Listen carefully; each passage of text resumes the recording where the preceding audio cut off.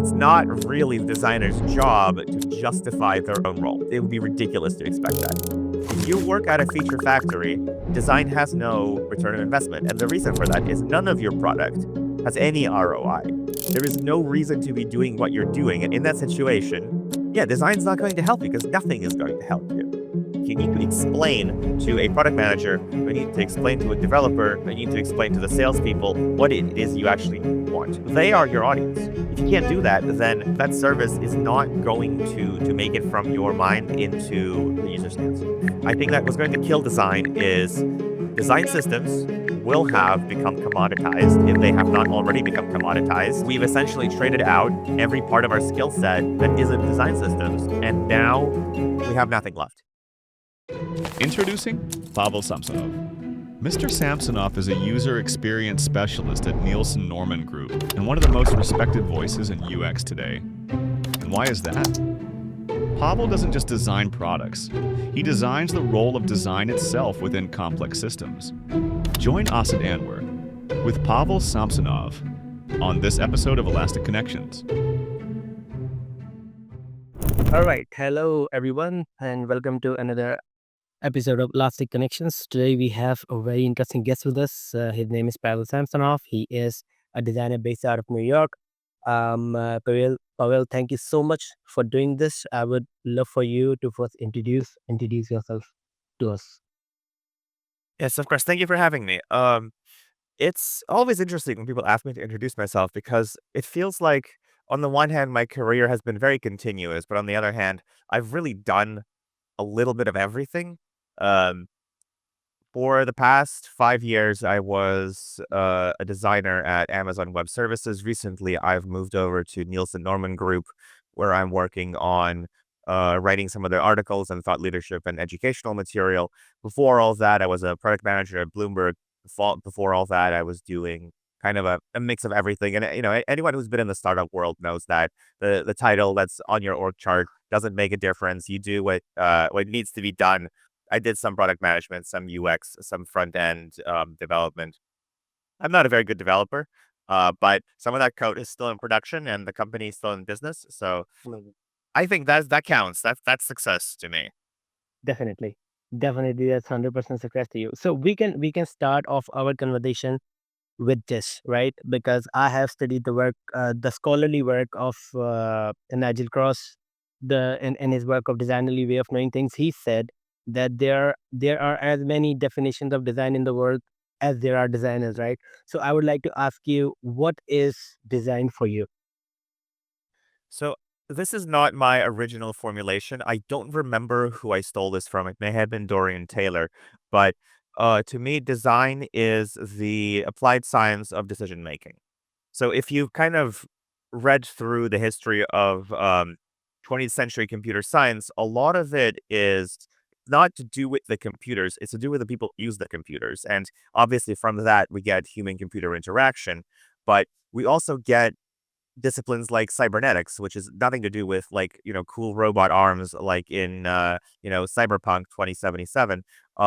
It is kind of decision making essentially. How do people interact with systems? Um, and I would say that one of the wonderful things about design is it's been able to assimilate all of these different disciplines into itself. And that's why we say design thinking. We don't say developer thinking. We don't say product management thinking. I mean, people started saying product thinking only because design thinking was a thing. And I think that the reason that was possible is because design is, to me, first and foremost, a feedback loop. And because it's a feedback loop, you can graft all kinds of techniques onto it much more easily than you can with other disciplines, because it's really about setting the goal. It's what do you want to accomplish? And when I say you, I mean that in a very broad sense. Typically, we talk about user-centered design. That is not always the correct approach to take with a particular artifact. I would say overall, your goal should always be to create a working product or service for your user that gets them to their goal. But for a specific artifact in mind, you need to have a different audience, your internal stakeholders, your cross-functional partners. They're not going to be the person using the product. But if you show up and you tell them this is the right decision for the user, so shut up and do as I tell you, they're going to fire you. You are going to be out of a job, and the product is not going to be more user centered. So, um, picking your audience when you're making those decisions is key. But I think that to me, design is kind of the technique of setting that goal and figuring out what is getting us closer to that goal. How do we try something? How do we create an intervention or a test for an intervention and then see whether or not it actually gets us closer to that outcome? There is another term that comes up a lot called wicked problems. Yeah. And a wicked problem is essentially a problem like you can only really try and solve once. You can't, there's no one correct solution. You can't keep redoing it until you found the right choice. You just got to go shoot your shot. And design is really the kind of decision making framework that fits best to how you solve those problems in the same way that kind of conventional problems are most solvable with, your standard scientific method where you do a hypothesis experiment, result, and then you know exactly what the right solution is. Or if your, hypothesis was disproven, you try something else. Like that approach doesn't work for a lot of problems where design fits really well. And I think that is part of what makes design so difficult for cross-functional partners to engage with, because the type of thinking you need to do actually materially is different. I wouldn't use design to solve a scientific problem, and I wouldn't use the scientific method to solve a design problem. They're two different modes of thinking, and people used to one mode of thinking coming into kind of that other world. I think that's where a lot of that conflict happens. Um, and people who don't think of design as a problem solving method, especially, are really badly equipped to kind of deal with that mismatch. Because if you think of design as you just draw the pictures, right? You do the visuals, you do the components, you do the wireframes, you do the funny little clickable pictures in Figma. Um, and if you think about design that way and you try to graft it to the scientific method, you're not going to succeed. You're not going to do a good job, and you're going to waste a lot of money and a lot of time along the way trying to get there. And then you will say, "What is the ROI of design? What's the return on investment for hiring all of these UX people if they're not making me any money?" Well, the first answer to that question should always be, you should have thought of it before you hired me. Um, it's not really the designer's job to justify their own role. It would be ridiculous to expect that. But the second answer is, if you don't use your designers correctly, there is no ROI. If Mhm. you work at a feature factory, design has no return on investment. And the reason for that is none of your product has any ROI. There is no reason to be doing what you're doing. And in that situation, yeah, design's not going to help you because nothing is going to help you. The only thing left to do is to shut the whole thing down. But trying to pick on design as the odd man out, so to say, Yeah. um, it's a very short-term solution to essentially a problem of how do we minimize costs rather than trying to solve the problem of maximizing return, which is what design is for.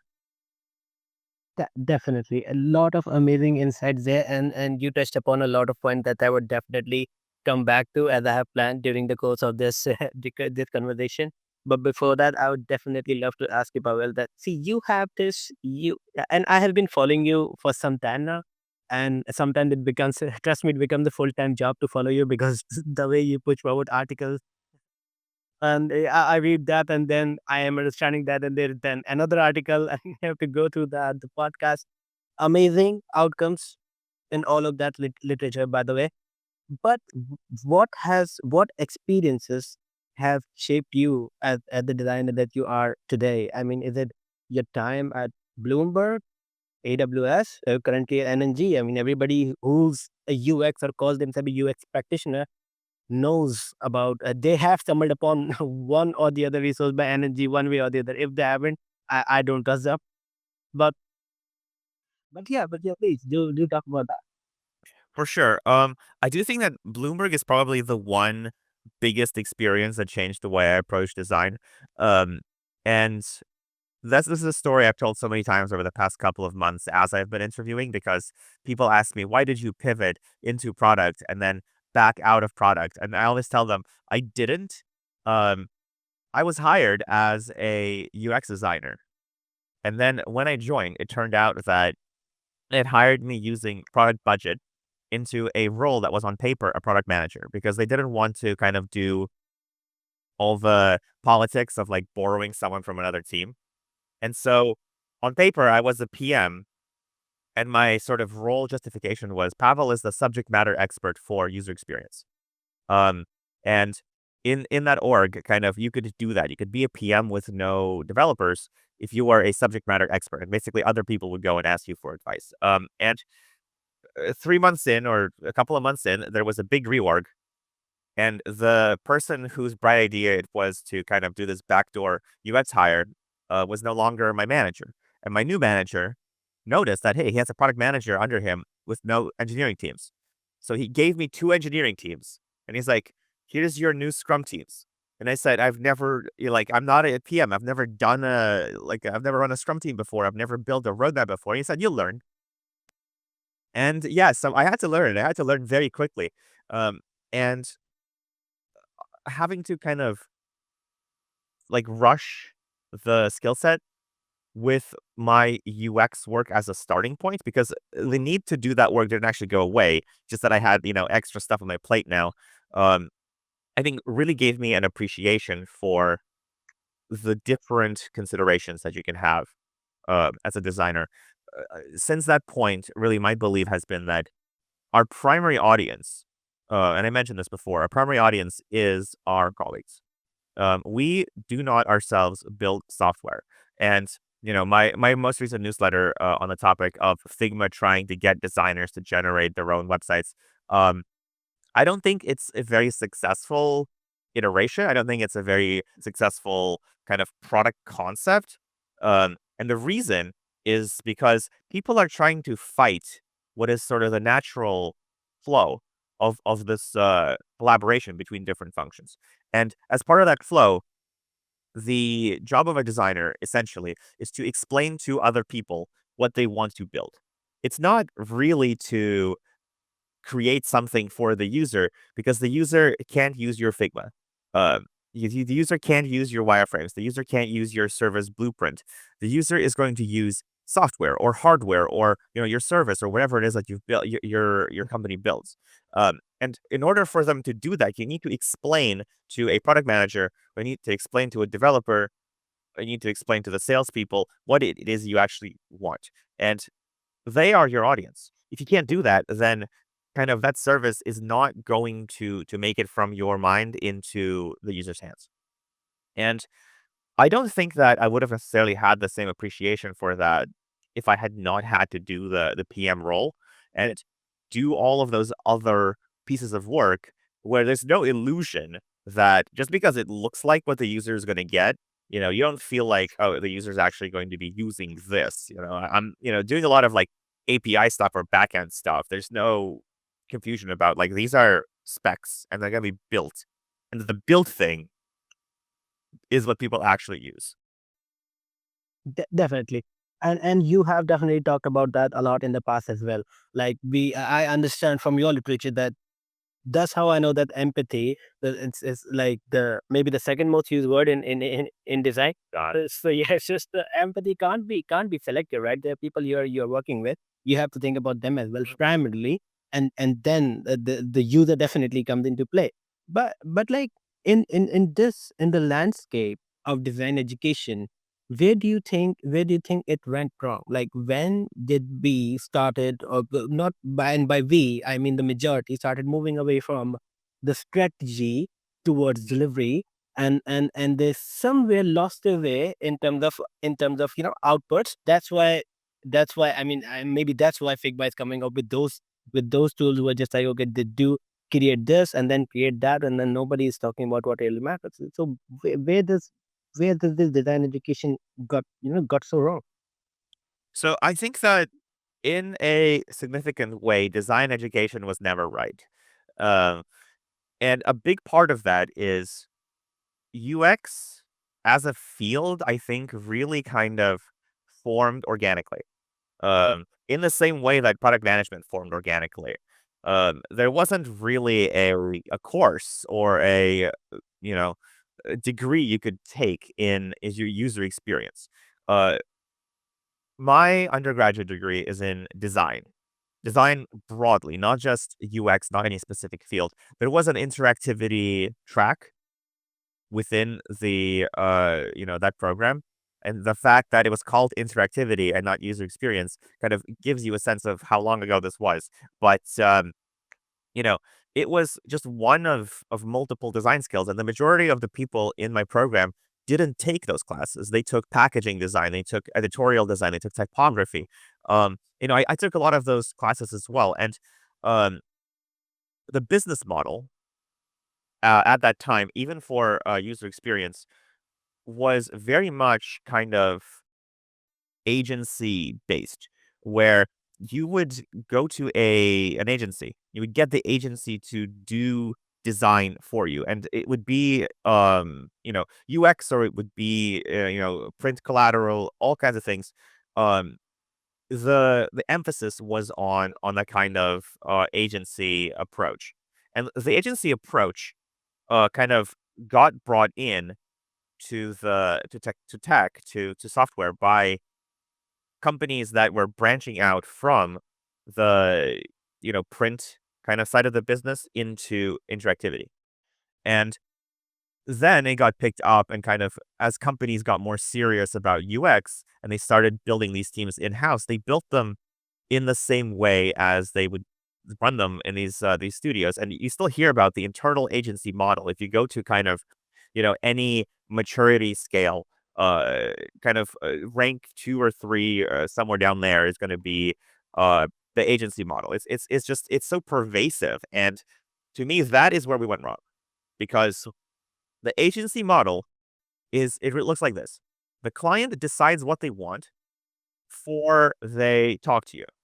They kind of have a good idea of all of the requirements and all these things, and then they go to you and they say, "I want this thing," and you say, "Okay, I will give you, this designer, and this designer will take 2 weeks and come back with options." It's like, I forget, I think it's one actor that came up with this phrasing, um, but it also kind of applies to US. It's like, two for you, one for me. I'm gonna do like two approaches that I think you will like, and one approach that I will like.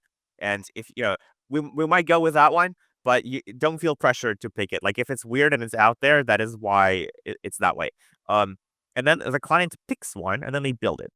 And then the client has kind of like feedback, and they iterate on it. And then it's kind of the final design, and then the client takes it back and they give it to developers, and the developers make it like that. And then it's done. Um, you will recognize this approach as not just waterfall, but the jankiest waterfall you can possibly imagine. Like, every single bad thing that people have said about waterfall in the past, um, is probably reflected somewhere in that process I just described.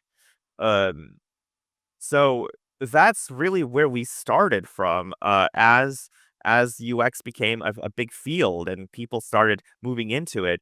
Uh, it was this emphasis on, you will get requirements that are perfectly formulated, and then your job is to produce an output that fits those requirements. And once you have that, you are done, minus, revisions. And you will have in your contract, your client can have up to 2 revisions for free, and then you charge extra. Um, and I think that's a terrible way of doing design. And, one of the things that I keep writing about, and I just, reposted one of my older articles on this topic, is you will never have that situation happen in real life, that someone comes to you with perfect requirements and says, these are the requirements that are guaranteed to do good design as long as you can fulfill them. Typically, what happens is it's a feedback loop between what your stakeholders want or think they want, and what you learn from doing the thing. And you are going to be the one coming back to them and telling them your requirements don't work. They don't make sense. They don't fit what we know about the user. They don't, we tested them. We tested these drafts. We did some preliminary research. And here are the ways that we need to do something differently. And I will tell you, the majority of the time, if you approach that conversation as a normal person, uh, people will tell you, "Oh yeah, okay, that's fine." Because a lot of those requirements, they're not actually married to them.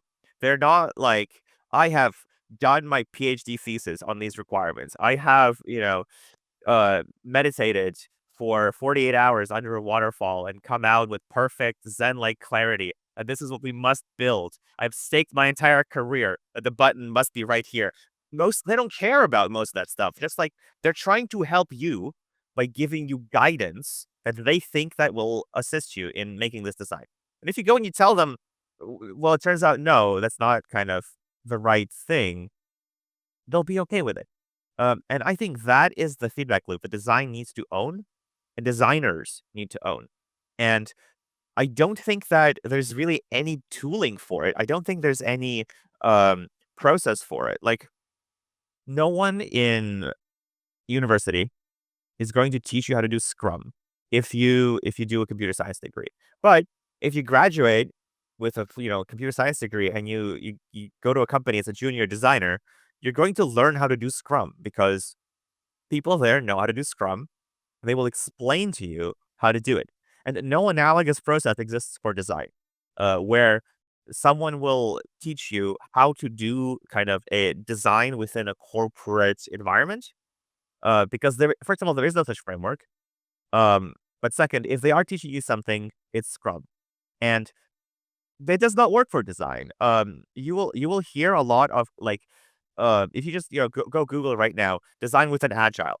I will bet you 100,000 results, and every single one of those results, if you click on it, is actually talking about Scrum. Because what it will tell you is something like design works 2 sprints ahead of dev. There are no sprints in Agile. Go read the manifesto. I do not say the word sprints a single time. The only part of the Agile manifesto that talks about anything that can be construed as sprint is when they talk about shorter time frames, shorter time boxes for delivering value. I think they say 2 weeks to 2 months with a preference for the former.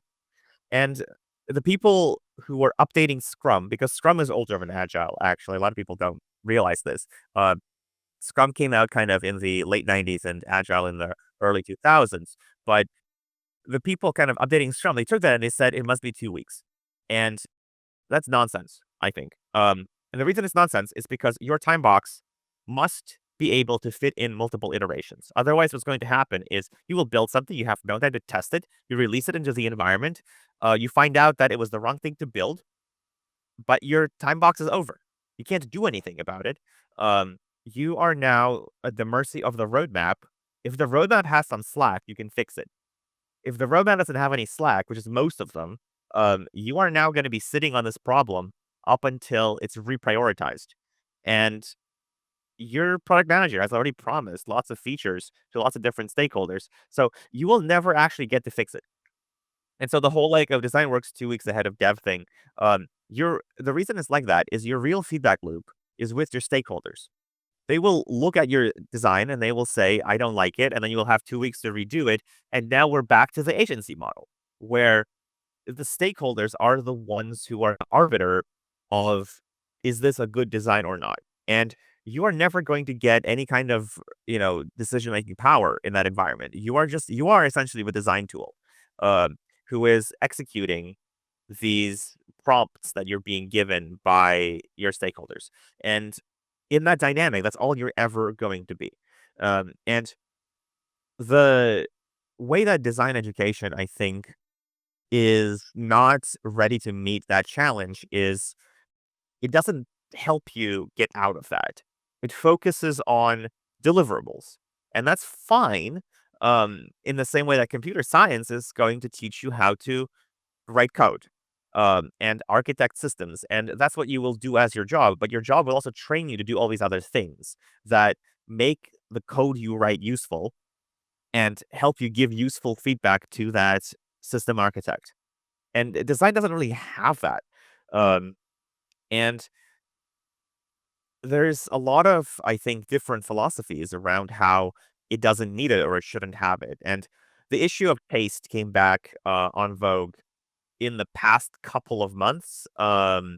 People say, oh, design, you can't, automate good taste. And so design will survive AI because once everyone else is automated, the two people you're going to have in the room are the stakeholder who writes the prompt and the designer who will tell them using their good taste whether or not a result is good or not. And I think it's just like, it's such wishful thinking.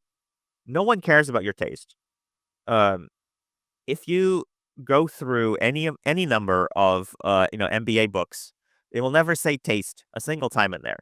To your cross-functional partners, when you say taste, what you are saying is opinion. I have a really good opinion on this design. That makes no sense. There's no qualitative difference in one opinion versus another opinion. And if they're the decision maker and you're just some guy, um, your opinion doesn't count. They're gonna go with their opinion, and you're gonna be really upset because you're gonna tell them, "Oh, but I'm the designer. My taste is so good." No, no one cares. Um, you need to explain why your professional judgment makes you qualified to make that call. Not taste, professional judgment. Everyone has professional judgment. When you're talking about design taste, there's no computer science taste. There's no product taste. Like a developer will never tell you this code. It's so tasteful. It's so like elegant. They might think that, but they're not gonna tell you because they know you don't care. Um, and so, but you respect their professional judgment. They tell you this code is good. It's like, okay, there's so many different things wrapped up in that concept of, it's stable, it's scalable, it's simple, it's easy to understand for someone who's maintaining it. All these different things get wrapped up in this idea of good. And you trust their professional judgment that when they say it's good, it's good. So when you talk to a stakeholder, if you tell them I have good taste, you sound like a hippie. If you tell them in my professional judgment, this is the right call because, XYZ, property of this design aligns with our business goal, aligns with what the user needs. All these things explain why you think that way and, you know, build trust. Once you've built that trust, you will get to the point where you can just tell them, this is the good version. This is the design we're going with, and they will trust you because they've seen you succeed in the past. But it's really difficult to just roll into a room, especially a room that has never worked with designers. And that's going to be most of the people you interact with in your career, quite frankly. And tell them, I think this is good. They don't understand why. They don't understand the difference between your taste and their taste. And they're never going to understand it um, if you explain it in terms of authority. If you just say, I am the designer, you are not the designer. There is one grain of truth in, Jared Spool's whole thing about how everyone is a designer. I disagree with most of it. But the one grain of truth is everyone thinks they are a designer because everyone can produce outputs that look like design. If I go into your Figma file and I grab one of the like boxes and I move it to a different place and I say, okay, I've improved it, built this instead. Um, did I do design? No, not really, because it wasn't thoughtful. I didn't put any thinking into the change to the experience from moving that box. But it looks like a design. It looks like it's the output of a thoughtful process because all I did, it's very similar to your design, which you put lots of time into. All I did was move that box somewhere else, but that one choice was thoughtless. It's not really a design output, but it looks like a design output. And to someone who is not a trained designer, but who has been sold this, AI model for generating screens or whatever. Um, they press the button. What comes out looks like a design. It looks like it's the process of a designer, doing their work for quite a long period of time and exercising their judgment over what needs to go where and what needs to work how. And when they look at that and it looks right to them, and they look at you and you are telling them that this is bad and wrong, what they hear is this person is slowing me down. They are costing me money because here's this thing that looks perfectly fine, and they are telling me I can't do this. And it's true. They are, is this kind of interaction, you are slowing them down. But in this particular case, you are slowing them down because you're preventing them from building something that doesn't work well. You're preventing them from making a mistake. If the way the team delivers value is by shipping mistakes as quickly as possible, then there is no ROI to that designer. And a lot of teams, that is how they work. They just throw things out there. It's not even a feature factory because a feature factory ultimately produces features. It's sort of a code factory. It's just like the developers are busy, good. The developers are not busy, bad. The worst thing that could possibly ever happen is if your developers don't have, 50 points of Jira tickets in a 40-point sprint. As long as they have things to work on, everything is hunky dory. I've worked on teams that operate that way. Those teams never launch anything. They talk a big game about, build, measure, learn, but they don't even get to the build. Like they just write code. For what end? No one knows. Um, a lot of these teams, they will talk about scaling and they will say, we need to build a system that fulfills all use cases. And I think this is where design really shines because when you're talking about a system that fulfills all use cases, um, you are never going to deliver anything because developers are really good at coming up with use cases. And they will build you something that is really good at delivering on these imagined use cases and is really bad at real use cases. Because they will say, well, this is a trade off. We need to support these 90 things no one will ever do, just in case they do them. And if that means a worse experience for the, one thing people actually want to do with this, that's the call we're making. And I think that that is one of the opportunities where UX can come in and provide value because, we can do the research that says no one is ever going to do this. It's a waste. If you try to do the build, measure, learn approach, you will build it and it will have been a waste. You don't need to build a bad version of your product to know that it's bad. So it's one of those things where it's very difficult to get that buy-in because there are always more developers on your team than designers. But I think it's also a very good opportunity for us to demonstrate our value. We reduce risk, we reduce waste by identifying things that we should not do. And the more our industry focuses on making outputs faster, the more it's encouraging waste, the more it's encouraging risk. And it makes it much more difficult for us to sell that role, for us to say we reduce risk because, hey, look, it's never been cheaper to be wrong, but you're still losing money. You're still creating waste. So you still have a negative value in all of these things. Just because the negative value is smaller doesn't mean that it's not a negative. And I think that trying to make that initial feedback loop more robust, where we push back against intent and we say, this is not the right thing to work towards, this is not the right goal, that is what we need to be doing.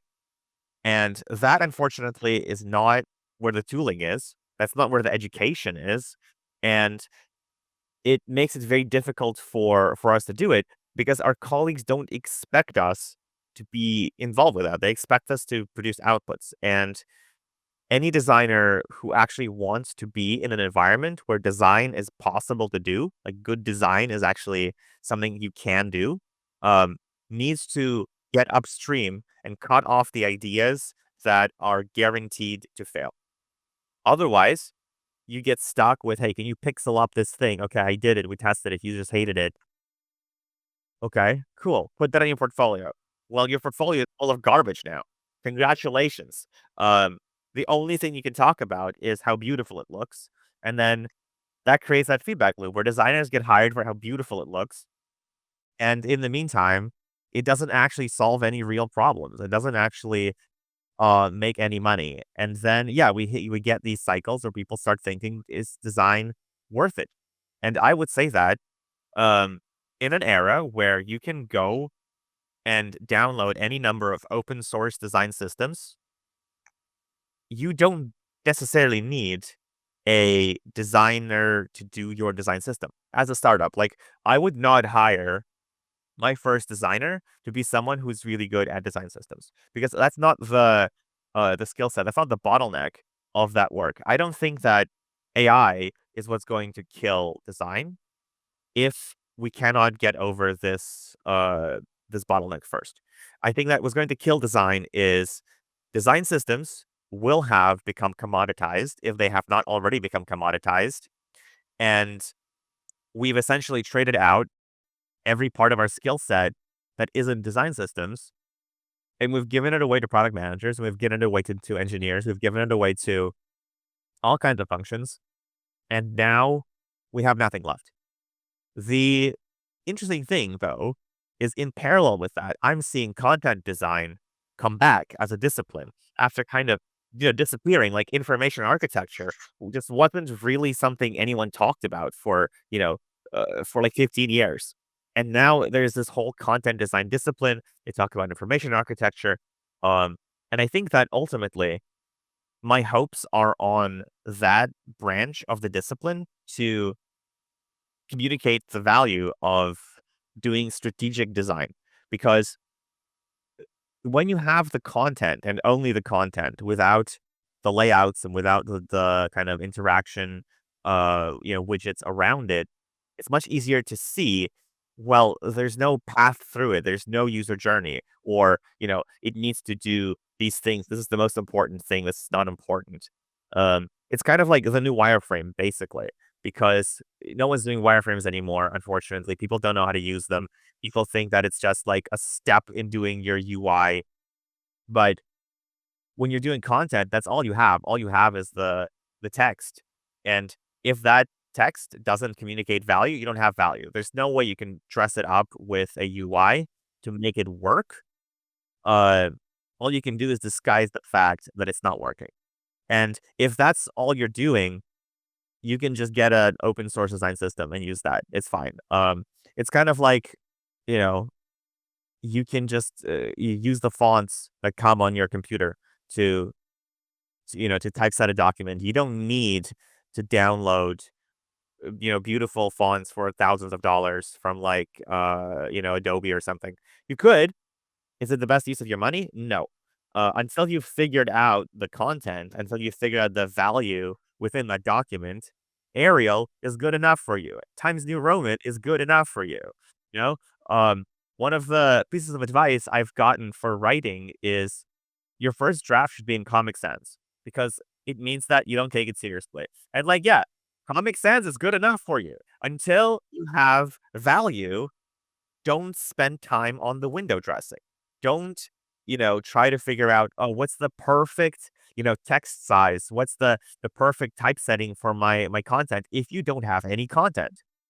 And I think that that's kind of the mental model we need to get over as a profession. So astonishing. I mean, still, we started off with what went wrong with design education. I think we have touched upon a little bit everywhere, and I think that was amazing. And the topic that we touched upon, I mean, a lot of the things were funny, but definitely sad, because a lot of money get wasted in these things, and it's almost like an epidemic where we see project managers and the people the company that I work with, it's like everybody have their own some of their own version of agile, right? And it's as far away from the agile manifesto as they possibly can, right? But then it was supposed to be a derivation of it, but it's not. The same thing happened with design as well. Initially, I thought that a lot of this problem is because people from computer science backgrounds are pivoting to design, so they don't know much about the history of design, the roots of it, the definition associated with it, the terms associated with it, and how it's supposed. Any scholarly definition of design does not involve any shiny object, any artifact. It's usually about problem formulation and solution formulation and all the conversation that facilitate that, right? So you mentioned the authority of a trained designer, right? What in your opinion, is a trained designer good at? Like, if I'm not saying that you should that you would ever start a boot camp, but but say you come up with a course that's for designers, and let's say for UX designer, what is a trained UX designer good at? So, because my background is a little bit all over the place, I think some of these skills are not necessarily skills that a designer should have. Um, but there's skills that a designer needs to have in their environment for being able to do design. So it's kind of like we don't necessarily need to learn how to code, but we need to understand how code works and how the process of software development works. In the same way, um, we need to start the whole thing by being really good at problem definition. At what are we actually trying to achieve? What is the goal? Uh, this is the basics of business administration. Everyone talks about MBA to the point they forget that not every single part of business is a master's level topic. In fact, most of it is extremely basic. And the most basic thing of all is you need to have a good goal formulated. You need to understand what it is you're working towards, and that goal needs to make sense within some kind of strategy. And the strategy ultimately needs to end up making you money. So I think that designers need to understand, at least from that perspective, um, what the hell they are doing. Because a lot of the time, you will be in an environment where your product manager is not going to have a business background. They are most likely a former engineer, who pivoted into PM. And they don't have that instinct because that's not where they start from, kind of in their practice. And um, the stakeholders above them may also not have these kind of inclinations because they've come from different backgrounds as well. And so being able to figure out what does the business actually want is, I think, the number one skill. The second skill is what does the user want? User research. I think it's so important. Um, there have been a lot of conversations within the industry around democratization of user research. I think that regardless of whether or not individuals are good at doing it, I think it's a mistake to decentralize it because what you're going to have is different people duplicating work and coming up with different answers and then trying to go off and do their own thing. There needs to be a centralized, shared understanding of what it is that the company knows and believes. And you can't just do your own personal private version of that. It's not going to work unless you're at a very small company. If you're at a very small company, a lot of what I say will not apply because you are constrained by your context and your resources, and just like go off and do your best. That's what I did when I was in the startup world. People would ask me, "What do you do?" I say, "I do my best." It's something different every day, quite frankly. You know, just give it your best shot. You are resource constrained. I'm not going to give you advice you can't follow, but if you're at, a mid-sized company or larger, you have those resources, user research should be something done by trained professionals. However, I think that every UX designer should know how to do it so that if you don't have a dedicated researcher, you can step in. Um, and the reason that you need that is twofold. One is you need to figure out, analogous to the business goal, what is your user's goal? What are they trying to do that they're currently not able to do? And the second thing you need user research for is what do you want them to be doing? What behavior do you want them to exhibit that they're not currently exhibiting that will make you money, that will fit with the business objective? And that's really hard. That's actually way harder than the other part because and observing people, you can um you can see what they're trying to do. You can see what goal they've set for themselves. You can see what tasks they're performing that they think will bring them closer to that goal. Um, and quite frankly, that's not good enough. That's not enough to say they have this problem. You need to find a problem that they will be willing to solve. I have a lot of problems in my life. I'm not trying to solve all of them at the same time. I prioritize the problems that are most painful, and the other ones I'm just willing to live with for now. And so being able to identify what are those most important problems, and if people start solving them differently, how are they going to behave differently in a way that is beneficial to both them and to you for your business model? That is what successful products are rooted in. There's a guy on LinkedIn, Rob Snyder. He is not a UX person. He is a sales guy. He recently founded a company, but I think before that he was a sales guy, and he is honestly one of the best LinkedIn people on user research that you can follow. Um, because he doesn't talk about the tools. He talks about the mental model of what does success look like. Um, and I think it's fascinating that one of the best voices on user research is not a researcher. Um, and if you told him he was a researcher, I think he would be a little bit confused. But um, I think that is the foundational skill set of product design. Is what is the business goal? What is the user need? And what makes a viable product in the middle? Everything else, obviously there's the fundamentals, like you need to be able to do, you know, interface design, you need to be able to do journey mapping, on a smaller scale. Understanding of finite state machines is quite helpful because, you need to make sure you're covering every single state. All those things I think are really useful, but those are the skills that honestly you could go to a boot camp for.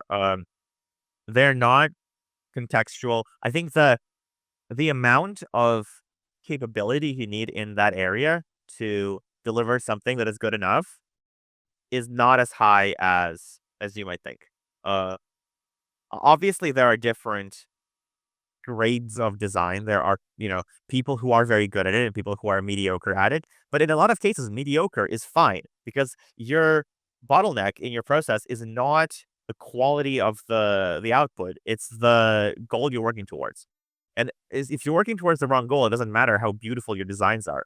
And as designers get more senior, every single one of them is going to be thinking about that. They're going to be thinking about what else can I do besides getting better at craft. And quite frankly, that's the answer. Yeah, that's what everyone gets to sooner or later. Is you need to own, um, or drive the definition of the problem and the strategy for what your product is going to do about it. If you don't do that, you're not going to do good work because someone else is going to give you a stupid task to do, and the you know you can either tell them it's stupid and then you don't have any work, or you can do bad work and then you have to try and hide the fact that, well, this beautiful design, look how smooth the animations are. What did it actually accomplish? Well, we got a 1% increase in traffic. Is that a lot? I don't know.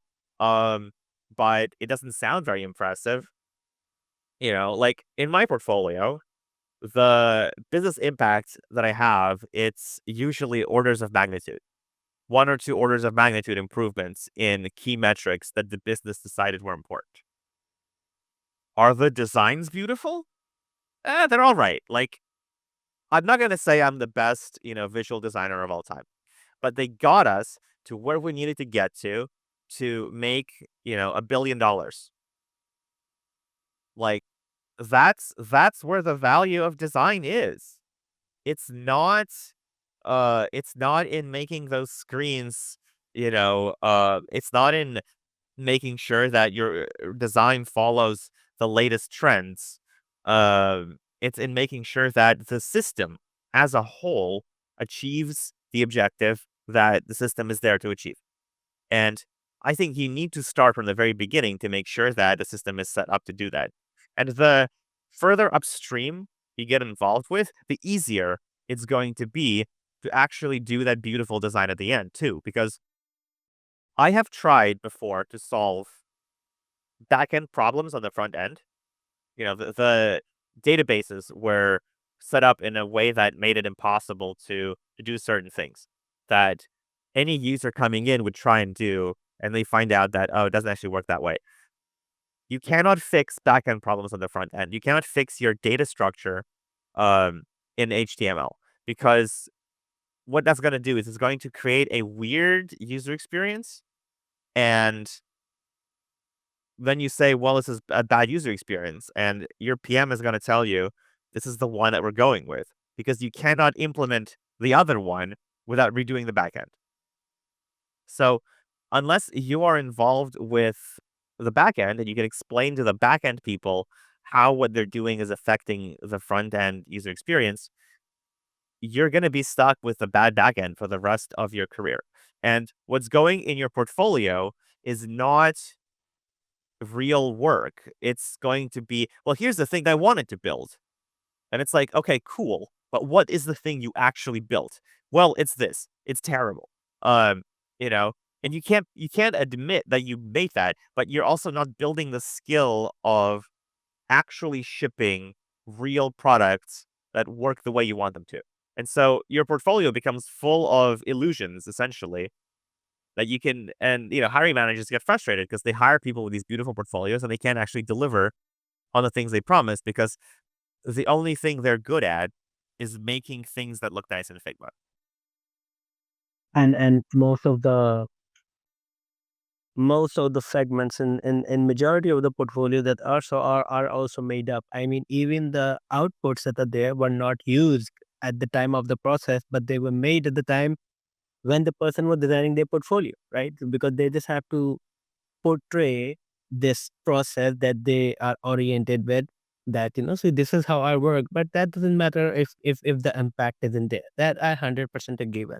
So if we talk about processes, like in a world which I know riddled with fallacies, riddled with ambiguity, how do you think, what's the design process? Like, I believe that there has to be some bare minimum structure, right? I understand there is not one process for every problem there is, but there has to be one bare minimum structure which we can follow to see, okay, that this is how we are supposed to go at this problem.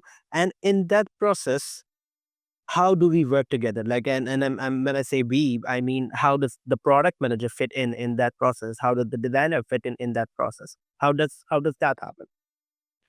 Yeah, so I've drawn a number of diagrams on this in the past. And some of the diagrams are mutually contradicting, and I think that's just the way that is going to be. Like you say, there's lots of different processes.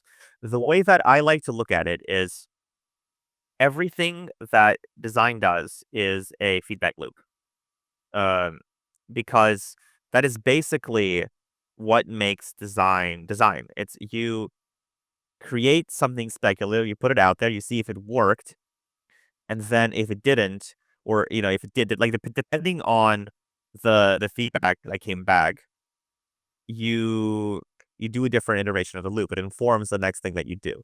Um, there's this concept of learning loops that comes up here and there um, in decision making science, and the learning loop most people will be familiar with is this is something the U.S. military came up with. I think also like 50, 60 years ago.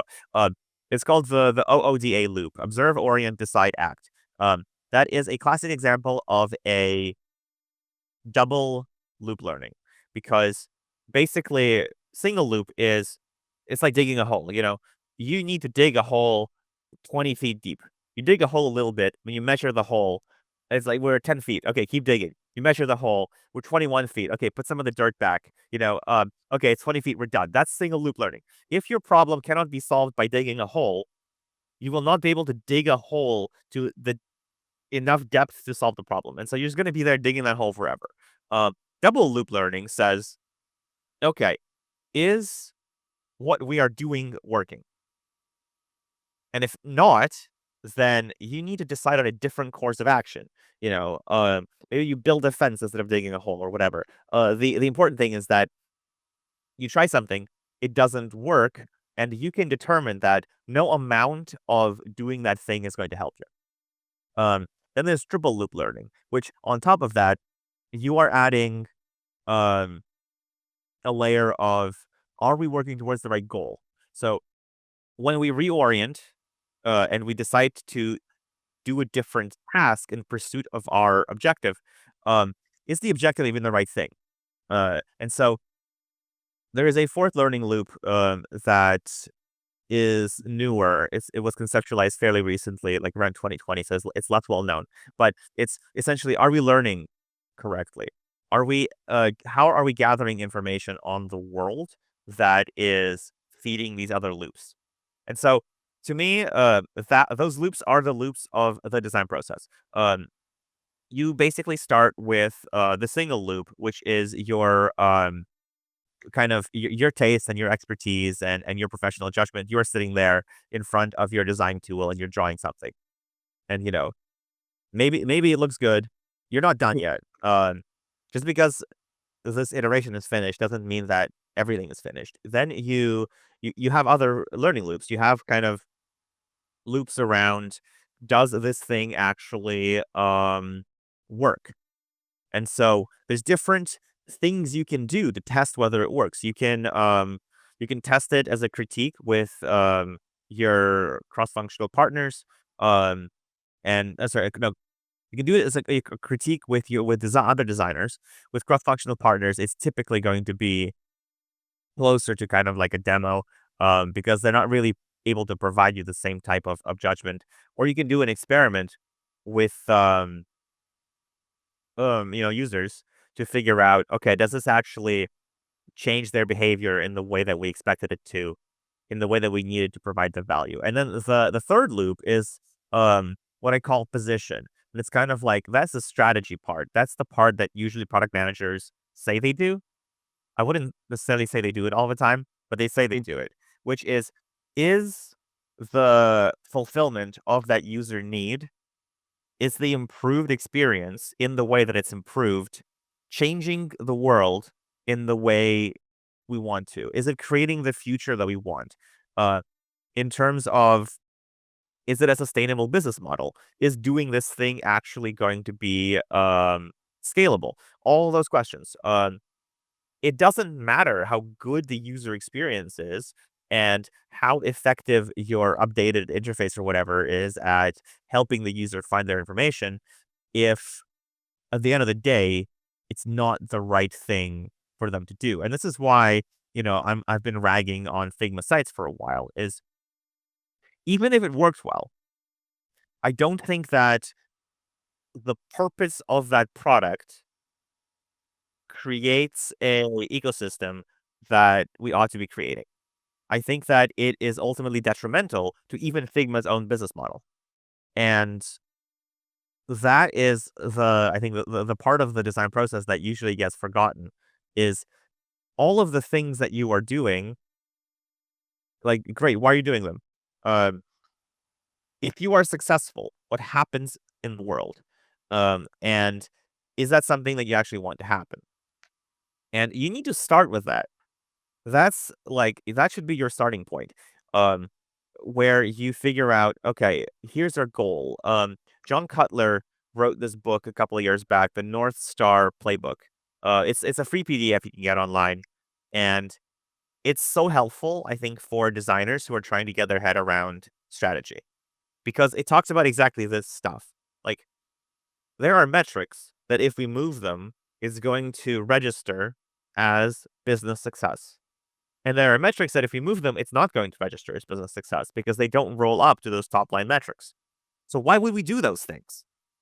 You can do them. Your users will appreciate it, and then you will get fired because you're not contributing to the business strategy. It's not that you're doing bad work. It's that you're not prioritizing.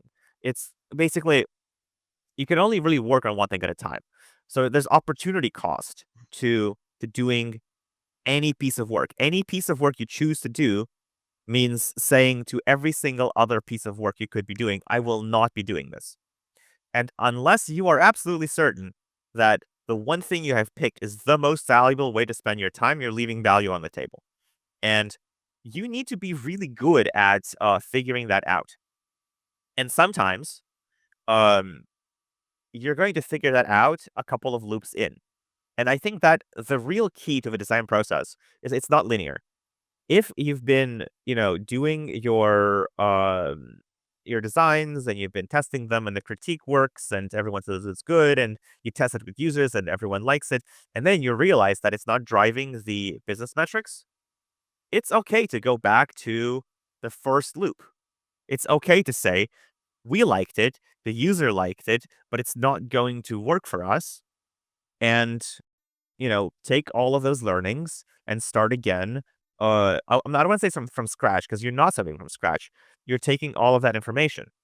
The whole point of an experiment is that the experiment only fails when you don't learn anything. As long as you've learned something, you haven't failed. You failed to create a product, sure, but you haven't failed the experiment. And you know, you can go through those loops kind of in any order. You can try something, and then it gets to the critique, and then you send it back to kind of your own like personal iterations on the task, and then it goes to the experiment stage, and then the users don't like it, and then you know, and this is why I was talking earlier about you cannot have a time box that fits exactly one loop because you most likely will need multiple loops to get to that valuable point in time. And if you don't have multiple loops, you can't redo any of it. You do a critique, designers say it's bad. Well, there's no time to redo it. You test it, users say we don't like it. Well, there's no time to redo it. So what was the point of testing it? If you were going to do the same thing with or without research, your research added no value. Your researchers should have gone and done something else instead of doing this because this was a waste of their time, was a waste of your time. And now, um, you've kind of degraded trust in this entire thing where they've done the work in their professional judgment. It was the wrong thing to do. It's getting done anyway. It was, there was no reason to do it in the first place. Um, and I think that that is such a big part of the design process, not on a project basis, but on a practice basis, where you need to identify for yourself how much energy and effort to put into any particular task. There are going to be a lot of tasks in your career that other people want you to do for them with extremely minimal value to them or to you. If you are not getting anything out of doing those tasks, they don't need to be done particularly well. So it's kind of you need your own internal prioritization that is informed by the official prioritization, but it's also kind of the effort is sized appropriately. The sequence in which you do things and the priority of those things should line up, but the amount of effort doesn't have to. Because at the end of the day, what you're looking for is one big win per quarter, basically, which you can point to and say, look, I did this. I did this impact. And everything else, it's gonna be background noise. It can be there, it can not be there, and no one's really gonna mind that much. So kind of as you're going through those feedback loops, think about how much time do you actually need to spend on this? Is this work visible? Is it going to be rewarded? Is this contributing? Can I make the case that it's contributing to this top line metric? If yes, then absolutely, spend 40 hours on this, spend 60 hours on this, sleep in the office. I don't care. But if you're doing something that will not be valued and maybe even the success or failure of that product is not in your hands. So you're doing the UI design for something where the back end work is the most important part of that product. You're working on something like a chatbot where ultimately the model is what makes or breaks the product, don't put a lot of effort into it, because the success or failure is not going to be up to you. And at the end of the quarter or the end of the year, as long as you worked on it some, you can say, "Hey, I contributed to the success." But if you're, if you're spending hours and hours on this product, and ultimately the UI design is not what is going to make or break it, then a lot of that is just wasted work. It's not going to move the needle on whether or not you get rewarded. You're kind of like you're spending more um you're making more of an investment than you need to in order to get those returns. If you're working on a lot of very high risk projects at work, you are way better off lightly touching each one of them, so that at the end of the year, if one of them is successful, well, you want to maximize the chances it's one of the ones you worked on so you can get that credit. If you spend all of your time working on one project and then, that's not the one that was successful, well, you have nothing to show for it now. So I think that is also a big part of why that kind of business thinking is very important to a designer, um, even if it's not kind of something that directly fits into how we use our tools and how we produce these outputs. It's choosing which outputs to focus on in the first place is very, very important. And that is how you move up in your career. If you produce a lot of things no one cares about, you are not going to be rewarded. Now, it's important to know that the things that your manager cares about and the things that a hiring manager will care about are two different things. So there are a lot of projects that are really valuable in context of the organization that no one's going to care about when you go somewhere else. If you don't see yourself staying in one place for a long time, invest your energy in the things that will make sense to external people. It doesn't necessarily even have to be like, "Oh, this is more valuable. It's more impactful." They have to be able to understand it.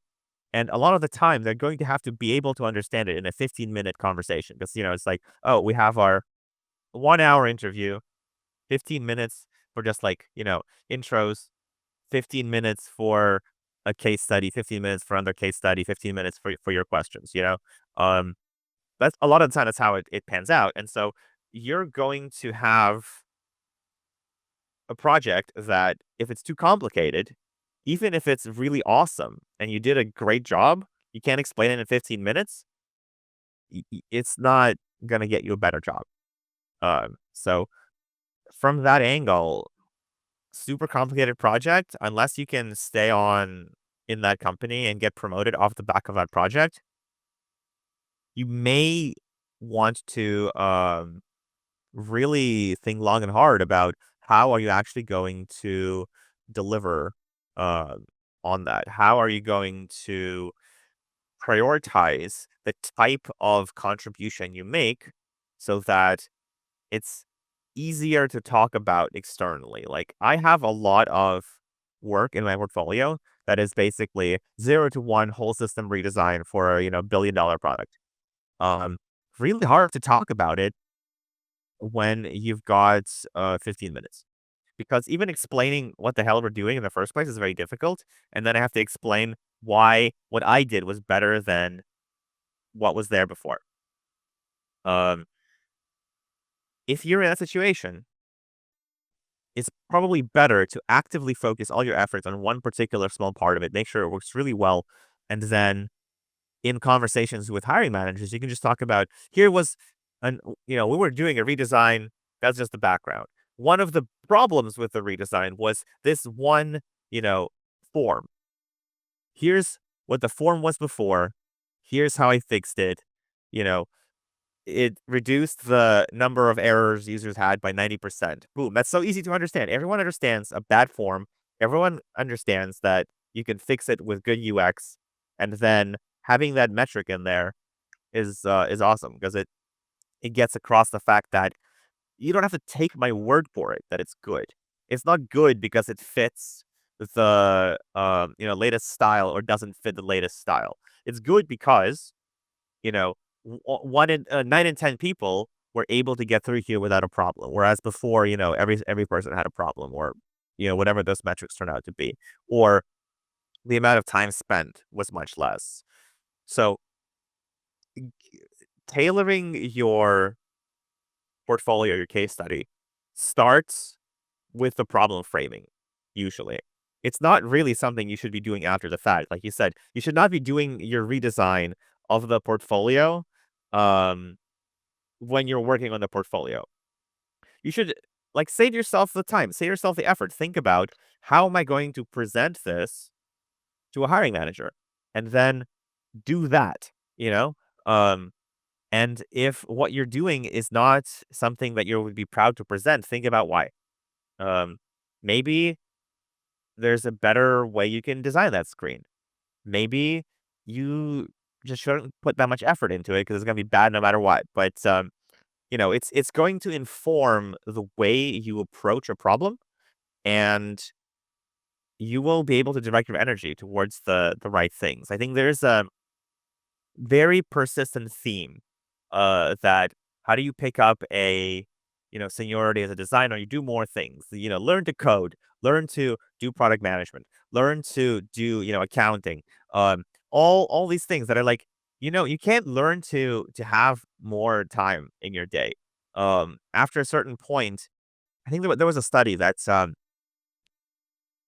consultants working 80-hour weeks and consultants only claiming to work 80-hour weeks had indistinguishable outputs. You could not tell by looking at one versus the other if they had actually done all that work. And it's because the diminishing returns on your mental capacity are massive. After, I think it's like 4 hours of work per day, you drop off. And you drop off hard and fast. If you work 16-hour days, you're only really doing like 5 hours of good work. So if you're working on a project where your impact is not going to shift the needle, why would you do that to yourself? Um, a lot of designers burn out. I mean, a lot of people in tech burn out in general. You always hear about, someone who was an SRE at Microsoft for like 20 years, and then they've retired and they started like a goose farm in California or something. And every single person commenting is secretly thinking, God, I wish that was me.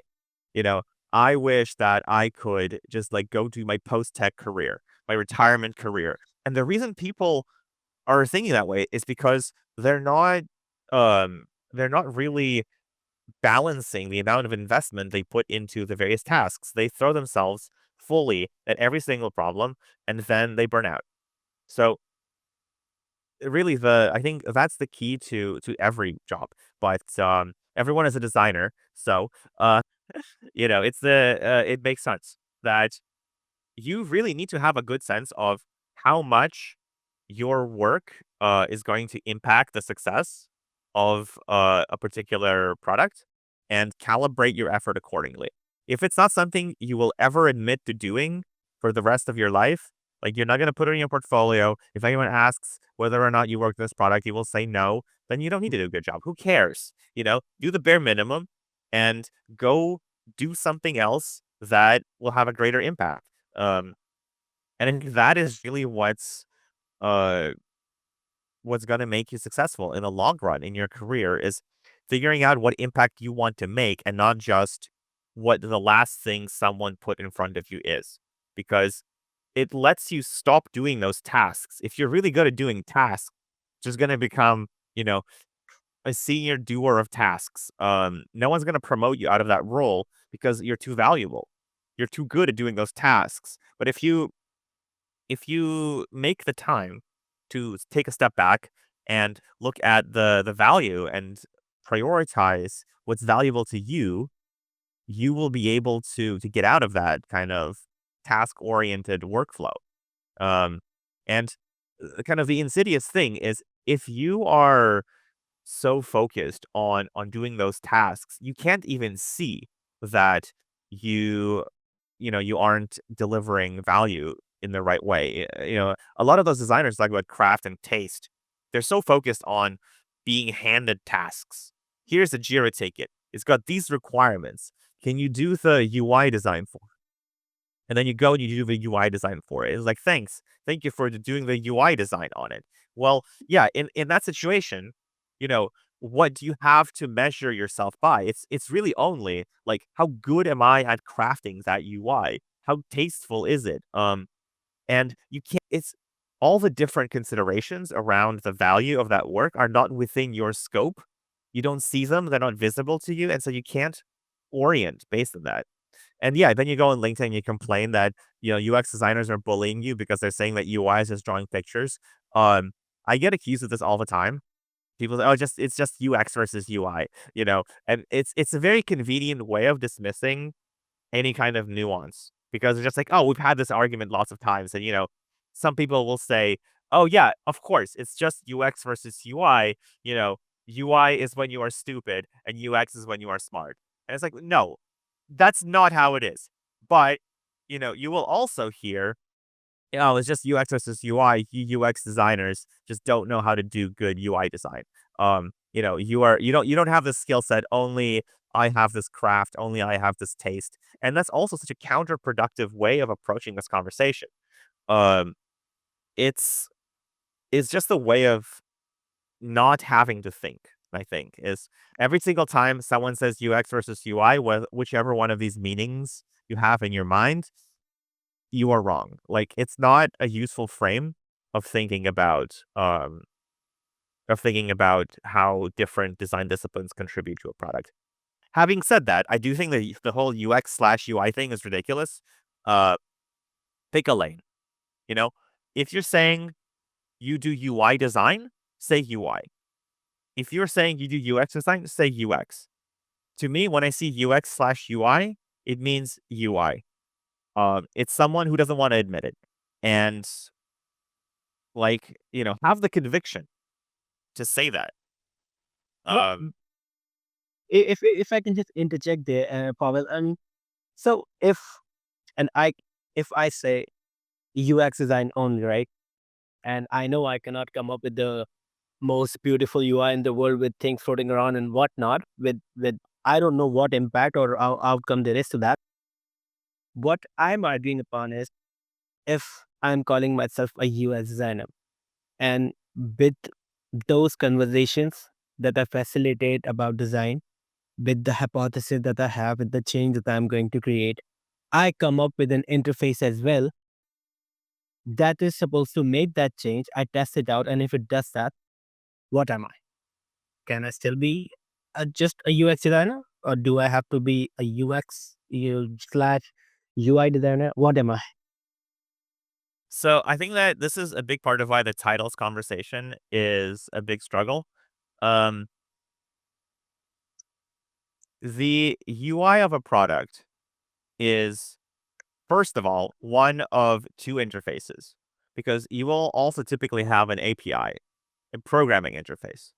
So, um, if you are a UX designer and one of the things you do is producing UI, you're not necessarily a UI designer because that may not be the core of your practice.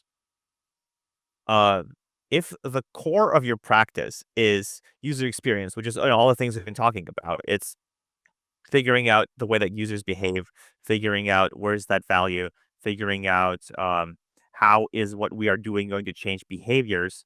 Um, if that is the core of your practice, then I think you are a UX designer.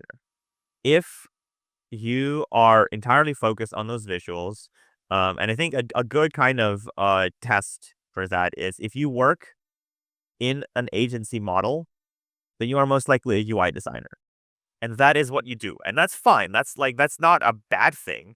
Um, but when you say UX UI, I think that it's creating confusion around, well, what exactly is the value that you deliver? And in most of those cases, especially with hiring managers, when a hiring manager says UX UI, they don't actually know what they're doing. They don't know who they're hiring. And realistically speaking, you are going to end up in a situation where you get requirements and you send back images. And then the fun part to me is product designer. And juniors ask me a lot, Pavel, how do I pivot my career from UX design into product design? And um, I don't understand that question. I'm going to be clear. I think everyone has a different idea of what a product designer is. Some people say that it's like it's a designer who's also a product manager. Just like no, that's not a job. That doesn't make any sense. Um, Other people will say, yeah, it's like a designer that works holistically on the product. It's like that's UX. That's just UX. You're describing UX. So it's one of those things where I think it's very silly. I think a lot of people have been trying to rebrand either UX design or UI design as product design, and it's like that's just adding more confusion to it. Some people, actually, I've never heard anyone say that product designers do UX and content at the same time. Um, I think it's one of those things where people who are aware of content design generally have a more nuanced understanding of what the job actually entails. Um, and they don't say product design. I think that's you really often hear it, I think, in cases where someone just wants one designer who does everything. And it's like, well, it's not UX because they also do this, this, and this. And it's like, okay, cool, sure, call yourself product designer, whatever. But I think personally, UX design is a very good label that covers the entire scope of what we do. It's user experience. Um, it's content, it's service, it's and customer experience is one that has come up here and there. It's I think a subset of UX most properly because when are you a customer? It's a specific relationship. It's a specific flow. The only situations in which you can be a customer but not a user is in a B2B context, in which case the purchase usually happens in person or over the phone between two deciders.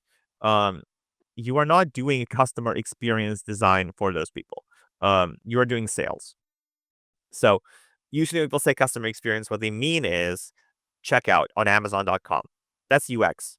That's one of the most classic user experience journeys is e-commerce. E-commerce has been studied to death.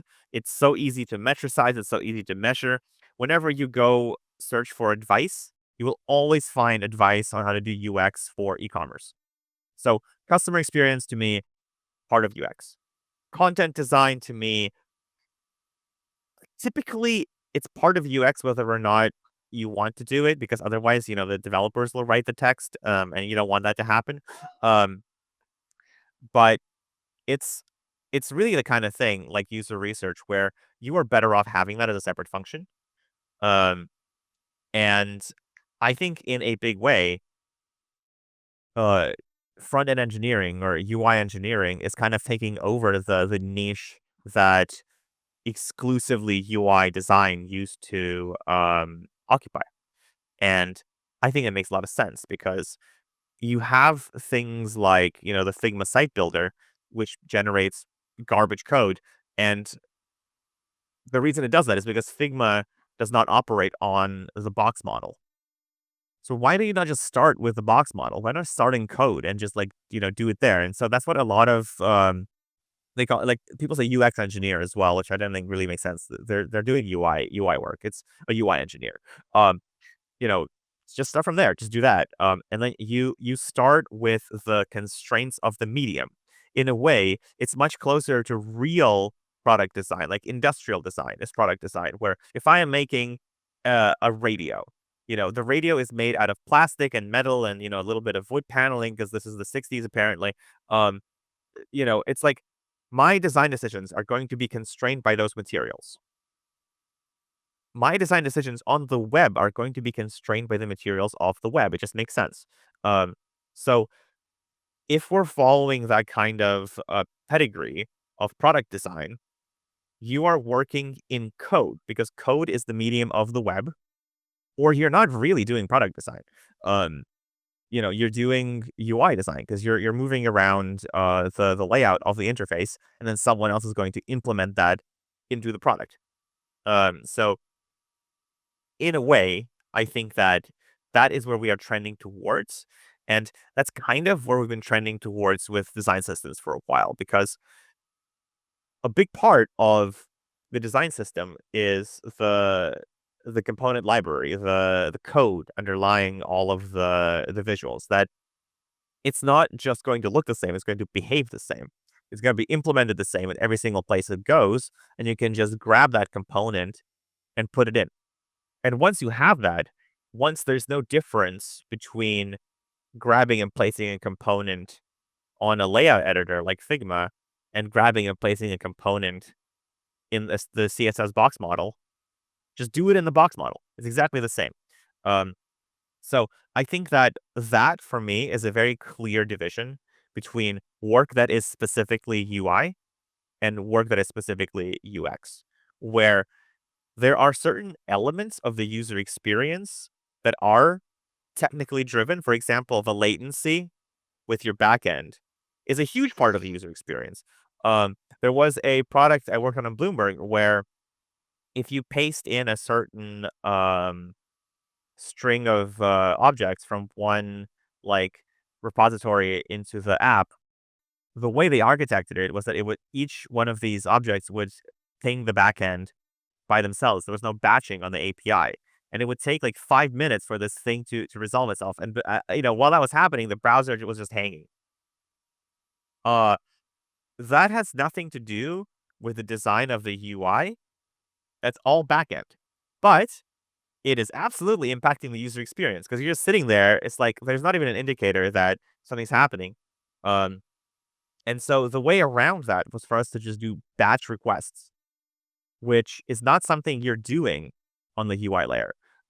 So in that respect, I think there are opportunities for UX designers to also get um, more familiar with the technical side of things. But I think for me, the technical side of things that UX involves itself with is often that kind of technology. It's, are we architecting our system in the way that is going to support this experience? And in a way, it's kind of very similar to service design, where you're kind of walking through that user journey and you're looking at what are the layers of that of the service that are underpinning that to make sure that we can actually do the things that the user needs us to do at this time.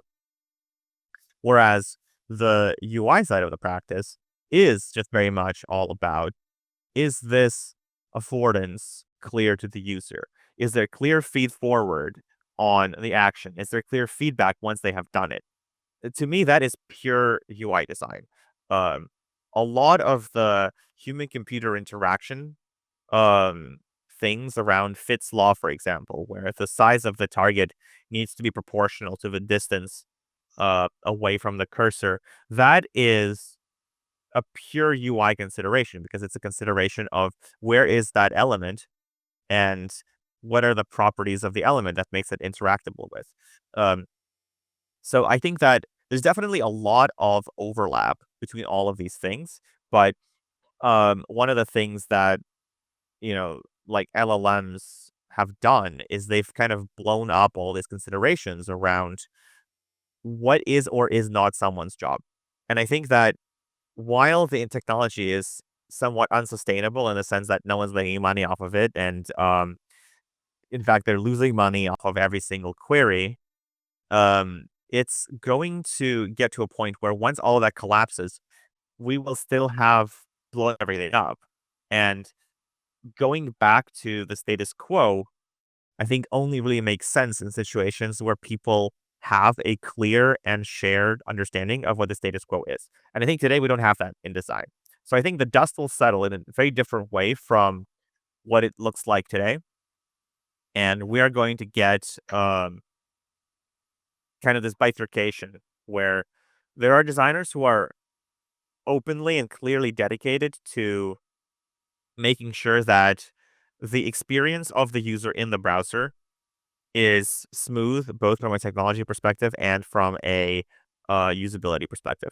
And then there are going to be designers who are going to be responsible for making sure that what the thing actually does is valuable and helps the user achieve their goal. Um, they're not necessarily going to be called designers, I don't think, because to a lot of people, what I just said is a developer and a product manager. Um, I think they're both designers. I think they're both design roles.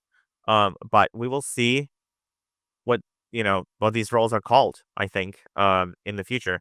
Because 20 years ago, people were calling themselves web designers, and no one calls themselves a web designer anymore. Or they were calling themselves interaction designers, and I think only Google now uses the term interaction designer.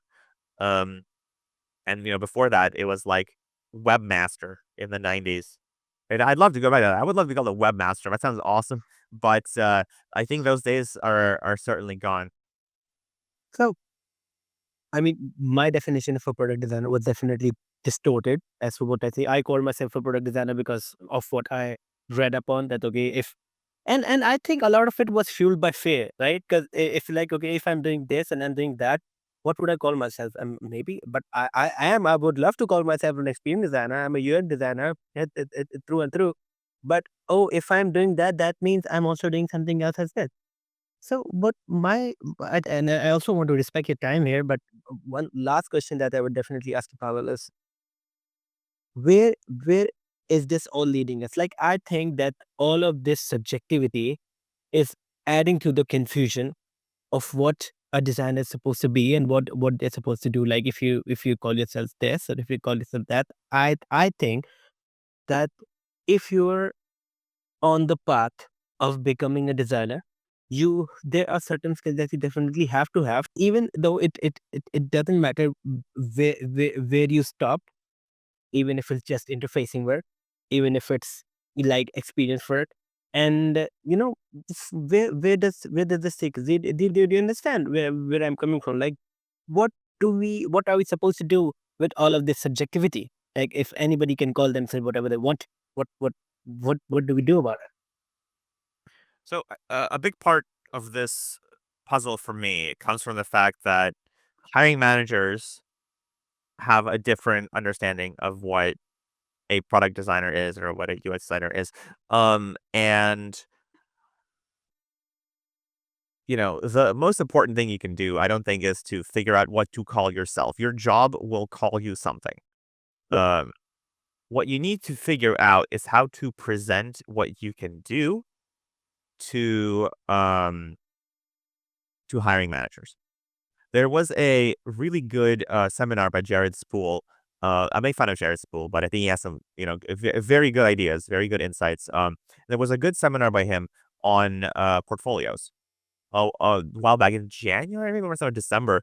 Um, and the one insight I took away from that was the only thing in your portfolio that your portfolio should say is, for this specific job description, how am I going to be good at doing this job? That's it. Um, and it seems kind of, first of all, very obvious, and second of all, very simple, but it's it's something that I think it changed completely the way that I did my portfolio site. And what I did afterwards was go through all the job listings that I was applying for and actually read through them. Because let's face it, people don't really read it. Just look at the title. Oh, designer at Google, neat, apply, like it doesn't matter. Like, we think we know what it says. But actually, when I started reading through them, I realized that what they were talking about was very different from what they used to talk about. People are actually writing those things. Sometimes they feel, generated or written by committee, but people put some thought into what they're saying. And that is going to tell you much more about what people think designers do and what people want designers to do for them than any amount of kind of trying to define these terms. And what I found is that it doesn't matter what the title is. People will write the same requirements for all the titles. The general understanding of what a designer does, um, by non-design people, does not hinge on whether you describe yourself as product or UX or UI or service. 100. Um, Content, I think, is different because the medium is different. But for everything where the medium is website or app, which a lot of the time is just, a website with a wrapper on it, um, it's going to be the same things. It's going to be um, aligning all the people involved around your solution is going to be using research to inform that solution. It's going to be driving testing to refine it, and it's going to be working quickly. And then at higher kind of levels of the career ladder, it's going to be advocacy. So building the maturity of the practice within your area. Those are going to be the things that a designer needs to do, regardless of what you call yourself. Because every single one of the job postings that I was looking at had huge overlaps between those different things. And if you send in a resume that says UX UI designer to a job posting that says product designer, they're not going to care. They're going to look at what you are claiming you can do. And those are the things that you need to be able to do.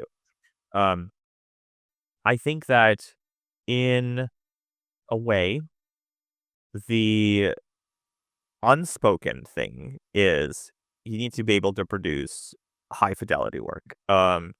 The term design excellence comes up a lot. Um, and it's something that, I think stakeholders don't really understand that well themselves. Um, a lot of the time, the implication is it's high fidelity mockups.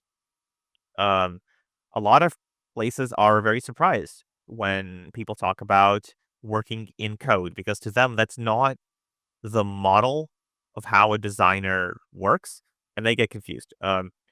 For better or for worse, Figma is kind of the default tool right now. I've seen Henpot be floated as an alternative more and more recently. I believe it's open source. I think it's also built in Europe, which is interesting because you don't get a lot of tooling coming out of there compared to the US. And I think that we are going to start seeing kind of a pivot away from the tooling, but is it going to be a pivot away from wanting high fidelity visuals? I think the answer is no. I think that everyone thinks that, oh, the designer is the person that makes the picture. And ultimately, it's up to us to insist on doing the work that leads up to that picture in whatever way we envision that work to be. Whether it's doing the necessary research or doing enough iterations or, making sure that the technology supports it. The people who are hiring us don't know about any of that stuff. They don't know about what we need to do our jobs. All they know is this person is promising us pictures because they have designer in their title. And this is a big kind of driver of everything I was talking about is you need to advocate for being able to do all the stuff that lets you produce that good work, that final deliverable. And to a certain extent, if you don't do it, no one will check and say, oh, you're not doing the thing because they're only looking at your outputs. So if you want to do a good job, you need to have your own internal definition of what a good job looks like. For me, that internal definition is based in outcomes instead of outputs. It's not based in deliverables. It's based in how are we actually able to deliver working software that makes the user's life better. Um, Everyone says this a lot.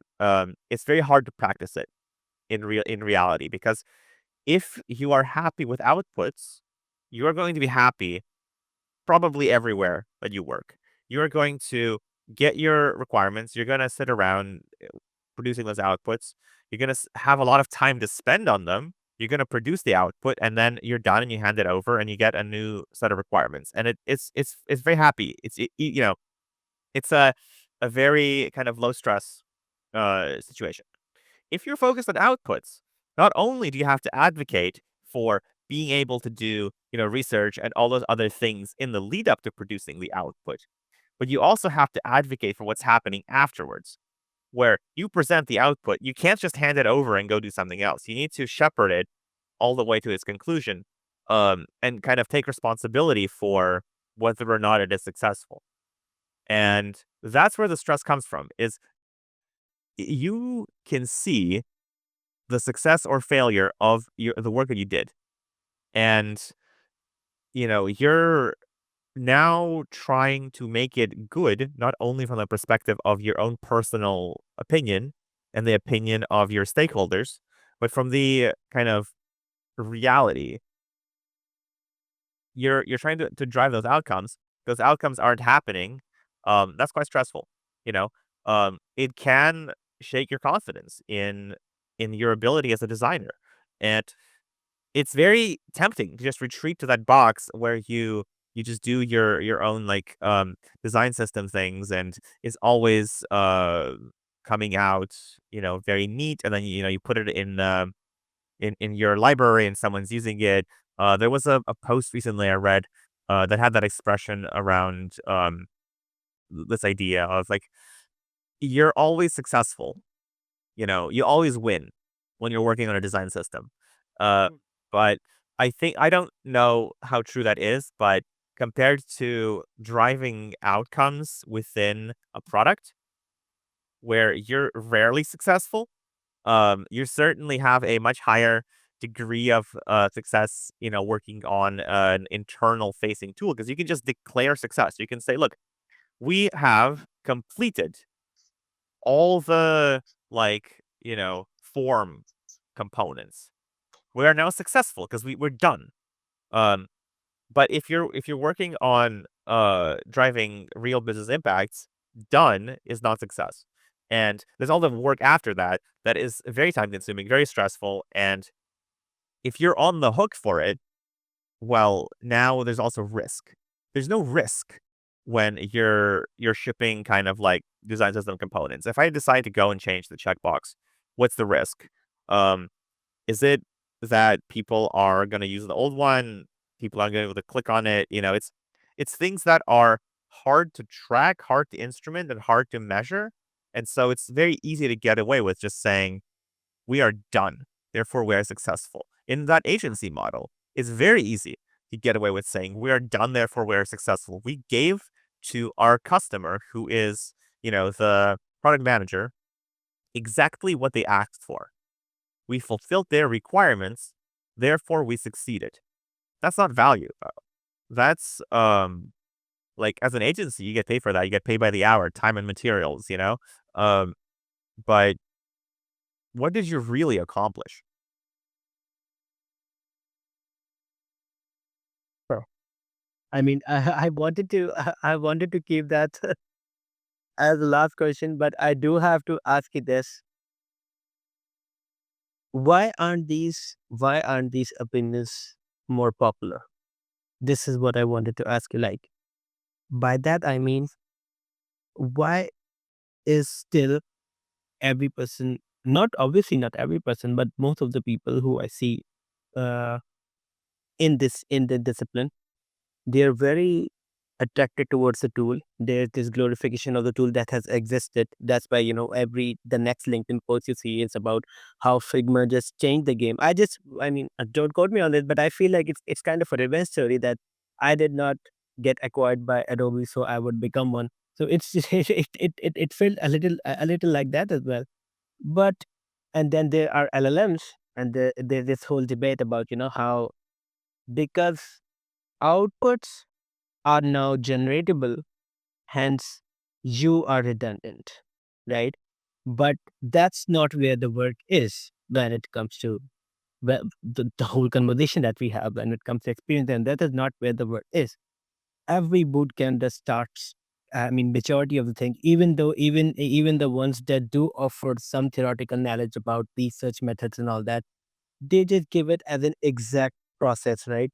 That do this, then generate personas, then do the wireframes, and then do that. Why is this set of opinions more popular than all of the things that we have just talked about? Like, I keep thinking about it. At times it gets mind boggling as to why, because even it's 2025, we are still started the conversation by discussing what is design and then move forward to all the meaningful things that we discussed. Why do you think this just this this exists basically? So I think one of the difficulties that designers have with thinking about our field is we look at just ourselves and we say, why is this happening in design? That's not the right question to ask, I don't think. Um, the perception in product management around delivering features and following Scrum really, really well, and the perception in, engineering around the number of lines of code you could write still exist. They're still with us today. Um, I think it was the very first conception of the 10x developer in I think the 80s was it's a developer who can write 10 times more lines of code. And in a way that has never really left us as a an understanding of productivity to the point where those stories in 2022 of Elon Musk counting the number of lines of code of developers to figure out who to lay off and who to keep. Um, so I don't think it's just design that is stuck with a poor understanding of value. And a bigger contributor to that as well is that companies used to invest in training. They don't. Not anymore. You kind of there are no more junior roles, basically. When you talk about where, yeah, you can just generate designs now. Um, that used to be the work of a junior designer. There was just like work that you would do in every discipline to get a sense for how the business works. And that is the first thing that companies are replacing with LLMs. It doesn't do a good job, but the juniors didn't necessarily do a good job either. It's just that the juniors were learning to get better, and the AI is not going to be able to do that. So we kind of have this problem now where every single place has this perspective on, well, we're just going to get rid of the people who are learning, and we'll just hire them when they're midweight, when they're 1 to 3 years into their career. And so people kind of bum around doing what they can until they get to that point, and they're not picking up the knowledge. They're not picking up the mentorship that would help them embrace all of these different like levels of understanding. And so ultimately we get to the point where they have to figure out for themselves um, how to be the type of designer they want to be. And if they don't happen to meet anybody who understands the field on a deeper level, they're never going to develop that as a north star for themselves. They're always going to think of it as, oh yeah, I'm just gonna do really good craft work. And um, this is compounded by the fact that design is kind of the odd man out in the product triad.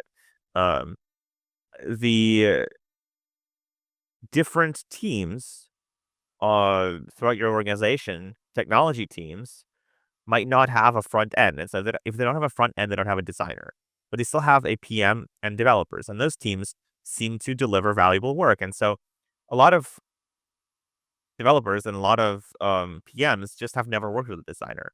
And they haven't formulated their way of working around the idea that they need one. And then they pass that understanding on to the point where the number of teams that work with the designer um, are actually quite few. And typically, you will always be outnumbered because there are more developers, um, and there's one PM per team, and then designers are often fractional, where they're spread across multiple product teams. And I think that already is a way of seeing that design is not necessarily valued to the same extent. It's not embedded into teams in the same way.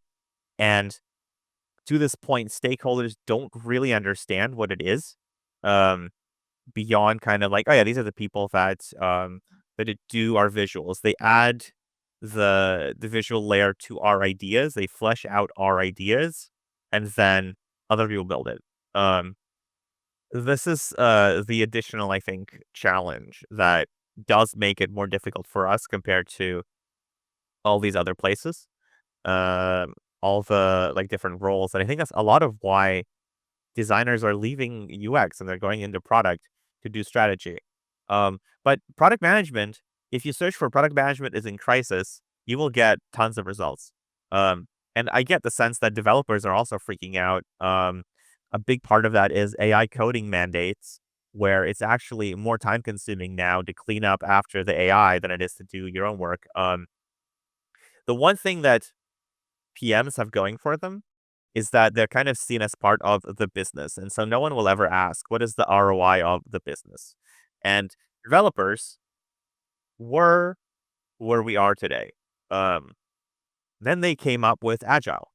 And there's a Charles Lambton article on Agile as a scar tissue, basically. It's a kind of trauma informed Agile, I think it's called, where software engineers were dealing with this very kind of goalie problem where they're at the end of the waterfall format. If something messes up or the schedule messes up, now they have less time to work on it and they get blamed.